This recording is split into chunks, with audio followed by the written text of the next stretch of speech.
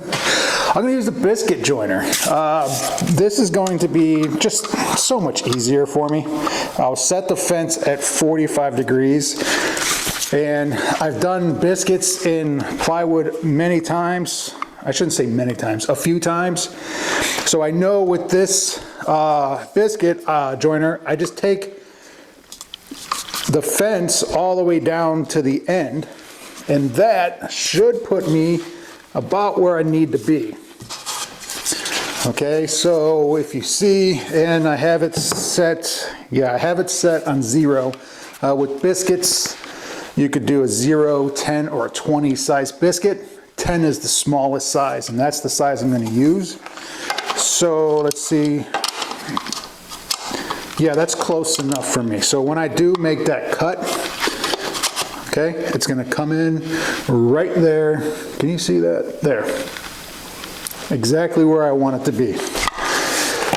So I'm going to set up, and I'm going to make 3 cuts on these pieces here. I'll make 1 at the top, 1 in the middle, and 1 on the bottom.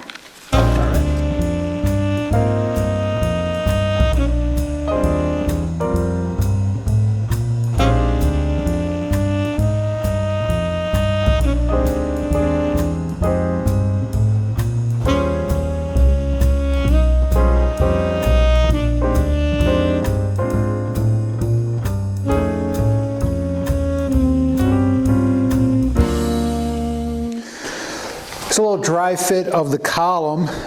There's going to be 1 on each end and then 1 in the middle of the cabinets. And this is the piece that's going to go in the back.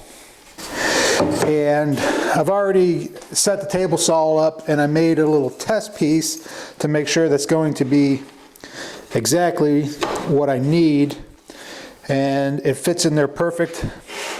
So I can go ahead and take these pieces and rip them down the length at the table saw.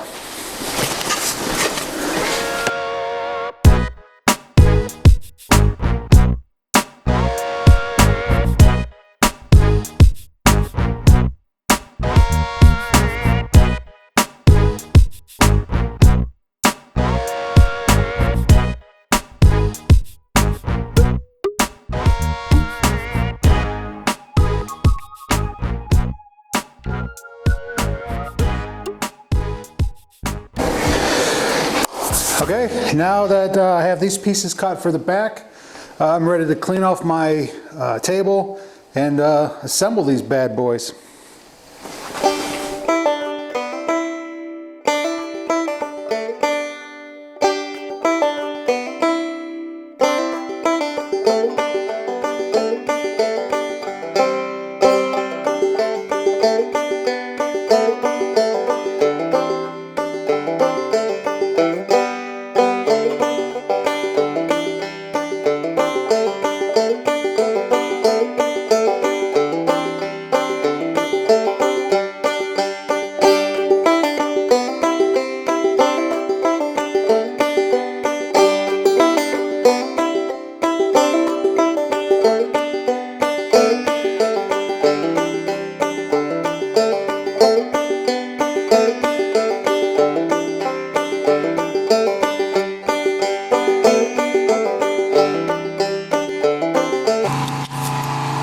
That's what is it, a Rollair?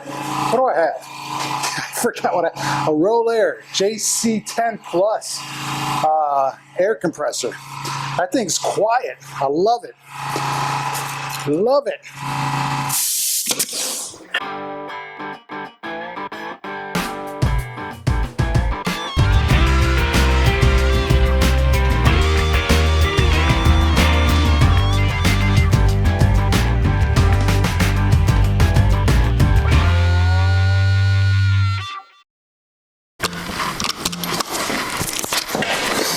Grex, what is this, the 1850 GB, the Green Buddy.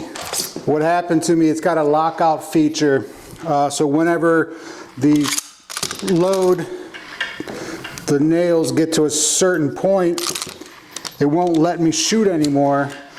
That prevents misfires, which is which is nice. So I know every time I pull the trigger, I have a nail in there.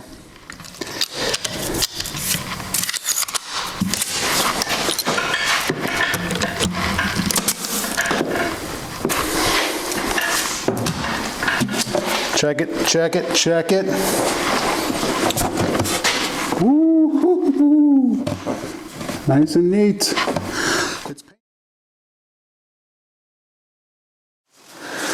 So the next step I'm going to make my face frames. Now I made this quick mock-up out of some plywood scrap pieces, and I'm really glad that I did because I quickly realized my mistake.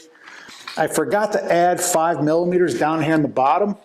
The piece is 100 millimeters, but I want 105. I want to create a lip down here. And for me, what that lip will do, it's going to hide the seam between the cabinet and the face frame. I just think it looks better to have a little bit of a lip down here.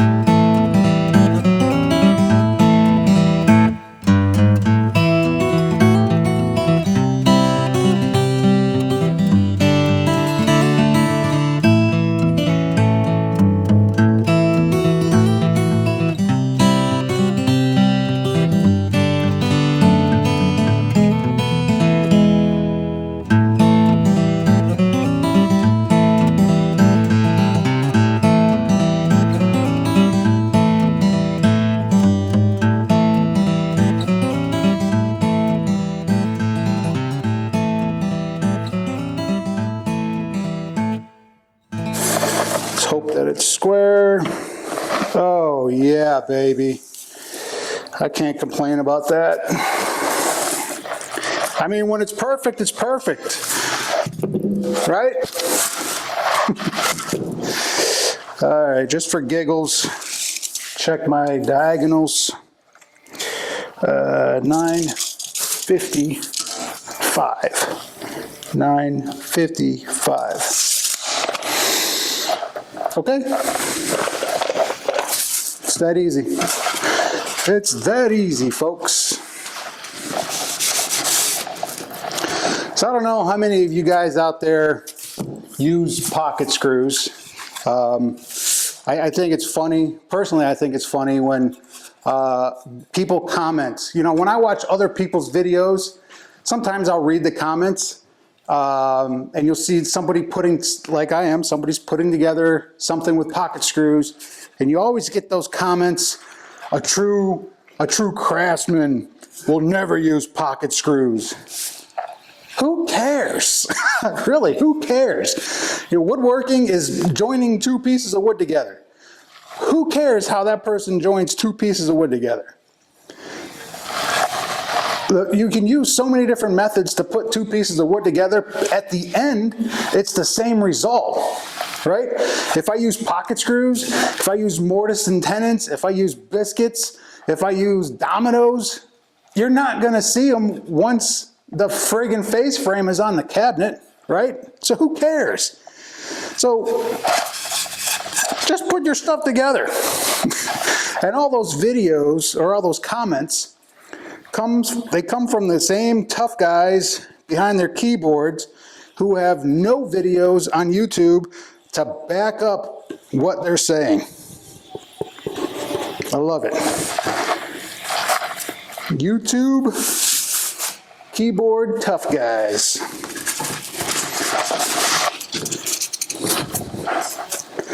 They like to sit behind that keyboard and try to badmouth you and tell you the method you're using is wrong. I don't think there's a wrong method no matter what you do. If it makes you happy and it's the result that you want, then it's the right method. All right. there's my face frames. Face frames all done.